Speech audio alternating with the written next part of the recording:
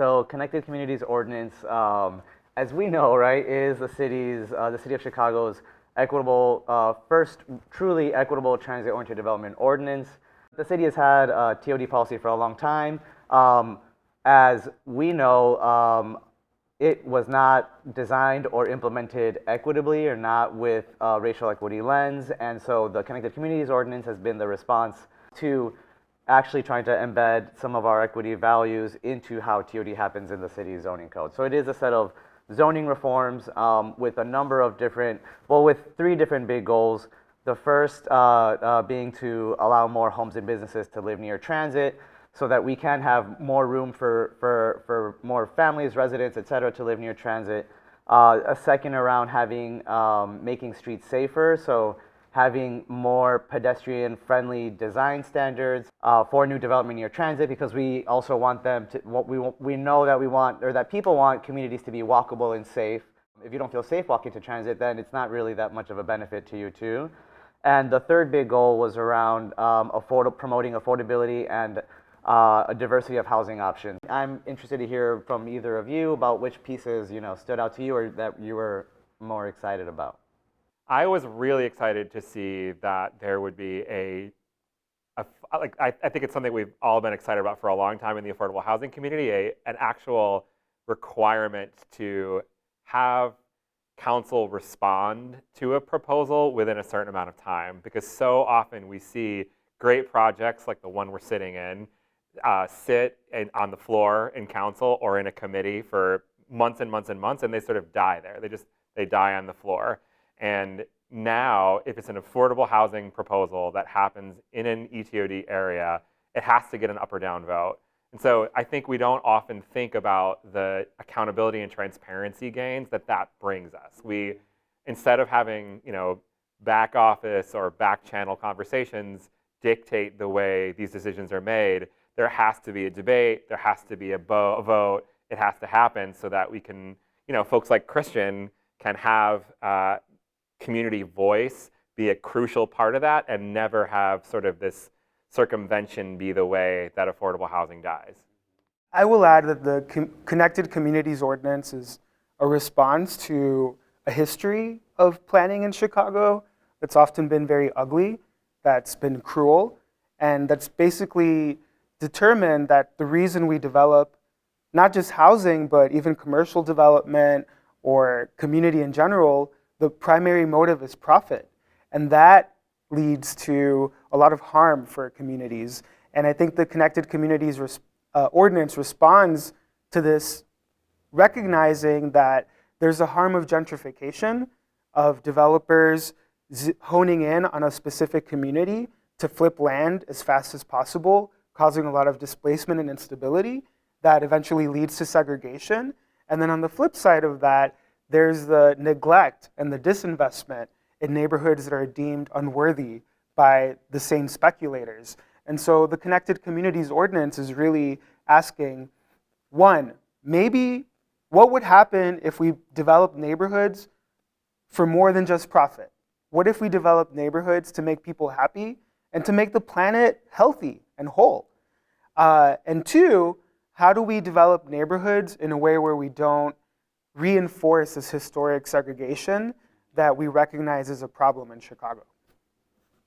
And so I wonder, what did the conversations look like with, within the city policy team as we approached the introduction and the passing of this ordinance? Yeah, good question. There was a direct pathway, right? From how these weren't just ideas that a city staffer sat in a room and researched and developed, right? It was something that even more than 80 people have been involved in this, over the course. So these were all changes that many, many, many people across Chicago agreed upon. And so internally at the city, that gave me all of the backing that I felt gave me all the backing that I felt like I wanted or needed to be able to say, no, this is clearly what our city needs and what our city wants. And so we have to start doing this, right? We had the benefit of the backing from the mayor herself, and then the charge that gave us as a policy team, right, to charge forward, bring all the different stakeholders together and push through the legislative, ugly at times, political process, and of course with like the partnership that we had with all our friends and family on the outside was absolutely critical too. So I think that was another big, obviously another big important piece of how we even got to this point was the inside-outside game and the partnership that we had with both of you and a bunch of other people too. I wanted to touch on the inside-outside game piece because I think what's been really transformative for me about this process is I'm just going to go ahead and own the fact that my field, urban planning, has made a lot of mistakes in the past and probably caused a lot of harm. And a lot of that is because we have always sort of considered ourselves to be these sort of wonky geniuses that sit around and figure out what's good for everybody, which is obviously pretty whack, right? So this process really was, I think, a really good model to think about as people across the country are thinking about how do we eliminate exclusionary zoning? How do we get rid of that? Because it's racist, because it has all of these harmful impacts. When you have folks that are organized, when you have, as you said, 80 plus organizations across the city that have been through the difficult conversations, that are down with this sort of thing, it's a lot harder for individual council members to publicly say, I'm not for this. It's also a lot harder for NIMBYs to come to meetings knowing that they can dominate the conversation because they can't. So the coverage is there, the conversation's been happening, it's all rooted in that, and I think that's super powerful. It has been for me. Yeah, I would add that collaboration was key, and definitely collaboration between community-based organizations, developers, and other types of policy-oriented nonprofits, but even CDOT, or the Department of Transportation, talking to the Department of Public Health, talking to the Department of Housing is new in some ways. And so I'm just really proud of the work that Elevated Chicago has done to build these bridges. And I know that there was a very intentional effort through the Leadership Council to make sure that these department heads, as well as the community-based organizations, as well as the key policy staff at the mayor's office, were in communication. And so how do we resolve this persistent issue of segregation and inequity in Chicago? It takes all of us communicating and working together. And I think this ordinance is a successful example of that. I think it's important to remember that like this is not, our collaboration and relationships did not exist only for the ordinance, right? They existed before, they will exist after, and the ordinance itself was just one of the things that we're gonna one of the big things that we took on as a group too. Yeah, I think from our experience in community organizing, we know that there's no permanent friends, no permanent enemies. There is self-interest, and as a community-based org, we saw where our interests aligned with the city and with planning agencies, and so we do have to become comfortable with disagreement and even with conflict sometimes. Yeah. Because we're talking about very heavy things and very ugly history sometimes. But what brought us together is this belief that the city can do much better, and finding that common ground meant that maybe Palenque LSNA, we didn't get 100% of what we wanted. But the zoning code that we have today is so much better than the one we had a year ago, right? Because there's more potential for preservation of naturally affordable housing. And so that's the self-interest that brought Palenque LSNA to the table, and this recognition that we do need to work in collaboration with city agencies, with planning organizations, because we might not agree 100% on the how or the what, but I feel strongly that we all share our hope, this hope that Chicago can be a more equitable city. Yeah, and I think that's a really important point, right? The fact that we, I think, have a shared sense of like of where we want to go, right? So that I think is also what helped us navigate the tough moments, recognize that like for now we're on the same page and let's do this, and like let's do what we can with this ordinance, and we will work on future ones to push even further. I felt like MPC's role a lot was getting on the horn with a lot of alders and just like figuring out what their leverage points were and trying to make sure that they understood how this was going to benefit their goals, figuring out the alignment. And also just asking the question just really hard, are you going to vote for this? Like, is this a thing that you're going to do?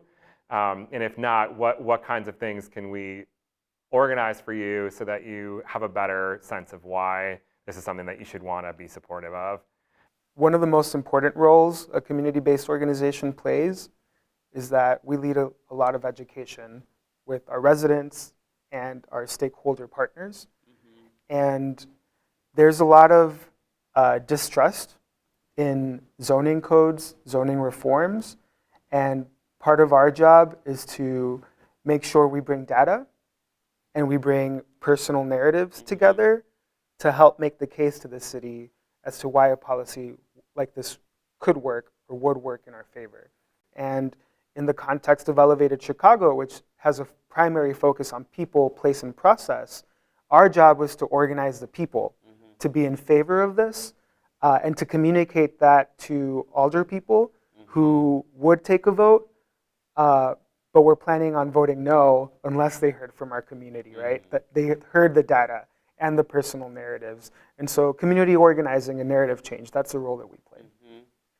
Yeah, I mean, and I just want to like make sure to take a pause and moment and say like how critical like these roles were, right? Because I know we would, and this is like part of the inside-outside game, right? Like we would approach council members and they would let us know, oh, we heard from this community group already. We heard from this. Or, you know, MPC, you would also give us a heads up, oh, they have these questions or concerns. And so being able to like at least share information and have multiple points of contact with some of the ultimate decision makers, which, you know, this had to be council approved in order to pass, was so beneficial. But then it also, like, even from like accountability on like myself, right, or like to the mayor's office too, it gave backing to be able to say, well, we can't like soften this, we can't weaken this, like we cannot do any of this without having you all behind it, right? You know, we're really trying to root these assets, these buildings, these trains, these buses in an identity that affirms the people who are here now and makes them feel like this is my stuff, I own this stuff, my taxes pay for this, I have a share in this, and it's valuable to me. It helps me live my life. It helps me get my kids to school. It helps me buy the things I need. It helps me access all of the cool stuff that a city like Chicago has. I think the victory for community is this recognition that the way development has happened in Chicago doesn't have to be the way moving forward. We can come together and change the rules. And this is an example of that. One of the things I'm most excited about is that the Connected Communities Ordinance showed that we, a group of organizations, government, you know, agencies, community-based organizations, civic groups can come together and change the rules. So it's incredibly empowering, and many, you know, that's how I have felt too. There are so many different pieces within the ordinance itself, which at times was a challenge, but I think ultimately was also core to the success because it made it something that it made the ordinance or the set of reforms something that a lot of people could see some benefit from in one of the pieces of it. As we're thinking about the rules for what you can build, if we approach it in a way that's like, you know, sort of chipping around at little things one at a time without this bigger cohesive vision, you're not going to get much done. Whereas if you create a package around a vision, you can be transformative. People are hungry for a new way. People are hungry for a new kind of city. I think this segregation and structural violence that we've experienced in Chicago is something that all of us agree we need to do away with. And an ordinance like this gives us an opportunity to go back to our community and say, hey, when we pitch in, when we work together, when we're bold, when we build bridges, when we're confrontational when we need to be, we can actually change the rules of the game. And so I'm so excited for what's next because as both of you have stated, right, this was our first go around, or maybe our second, right, because it's the second ETOD ordinance. But let's move forward, let's be bold, and let's remember that our ideas are actually really popular and victory is ours for the taking. It's only a matter of time.